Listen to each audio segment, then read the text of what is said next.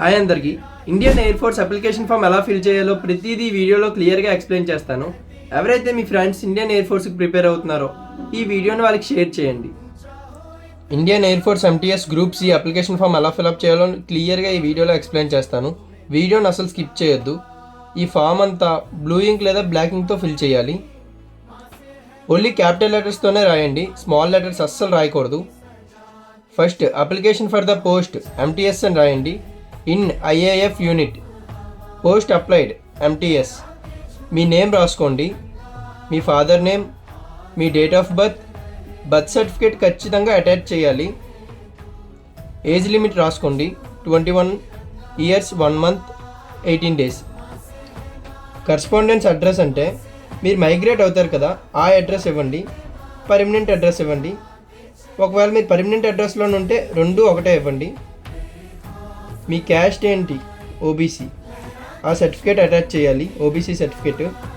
Education qualification SSC 10th pass, same ఇలాగే రాసేయండి.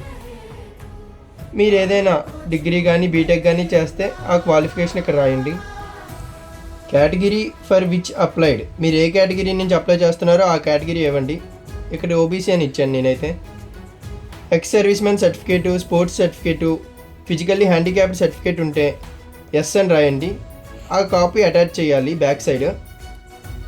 Technical training and experience certificate ఉంటే yes అని రాయండి, లేకపోతే లేదు, నో అని రాసేయండి. డొమిసైల్ సర్టిఫికేట్, ఆంధ్రప్రదేశ్ అయితే ఆంధ్రప్రదేశ్, తెలంగాణ అయితే తెలంగాణ, ఆ సర్టిఫికేట్ ఖచ్చితంగా అటాచ్ చేయాలి. చూడండి అప్లికేషన్ ఫామ్లో ఇచ్చారు. Where registered employment and exchange, మీరు ఎక్కడైనా పనిచేశారంటే ఆ ఎంప్లాయ్మెంట్ ఐడి ఇక్కడ ఇవ్వాలి. ఇది వదిలేయండి, ఇది వాళ్ళు చూసుకుంటారు. అప్లికేషన్ ఎప్పుడైతే ఫిల్ చేశారో ఆ డేట్ వేయండి.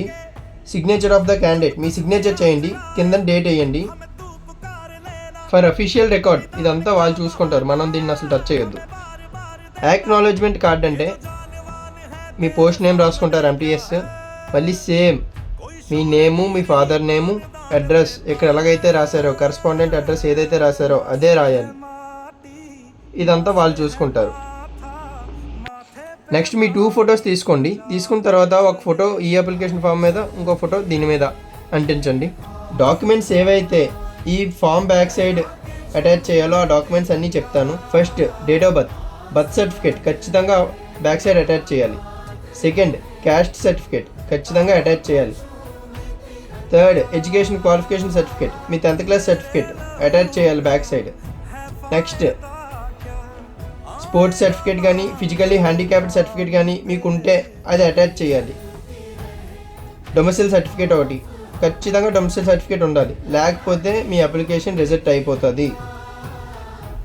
ఇప్పుడు నేను ఏ సర్టిఫికేట్స్ అయితే చెప్పానో అవన్నీ జెరాక్స్లే పెట్టాలి, ఒరిజినల్స్ అస్సలు పెట్టకూడదు. ఇంకో విషయం గుర్తుపెట్టుకోండి, సర్టిఫికేట్ మీద మీ సైను డేటు ఖచ్చితంగా వేయాలి. కింద సర్టిఫికేట్ కింద మీ సైను డేటు కన్ఫామ్గా వేయాలి, లేకపోతే రిజెక్ట్ అయిపోతుంది, గుర్తుపెట్టుకోండి. మీరు డాక్యుమెంట్స్ అన్నీ దీని లోపల పెట్టే ముందు ఇది ఒకసారి చూడండి. Apply for the post multi tasking staff అని రాసుకోండి. టు కమాండ్, మనం ఈ అడ్రస్కి పంపించాలి మన డాక్యుమెంట్స్ అన్నీ. To command Indian air force Vimanapura post Bengaluru Karnataka. Same ఇక్కడ నేను ఎలా రాశానో అది అలాగే రాసుకోండి. ఫ్రమ్ పోస్ట్, మీ అడ్రస్, మీ పర్మనెంట్ అడ్రస్ ఇక్కడ రాయండి, లాస్ట్లో 4 నెంబర్ ఇవ్వండి. పోస్టల్ స్టాంప్ కావాలంటే పోస్ట్ ఆఫీస్కి వెళ్ళి 10 రూపీస్ పోస్టల్ స్టాంప్ అంటే వాళ్ళు ఇస్తారు. ఇదైతే 5 రూపీస్ 2 తీసుకున్నాను నేను, వాళ్ళ దగ్గర 10 రూపీస్ లేదనేసి.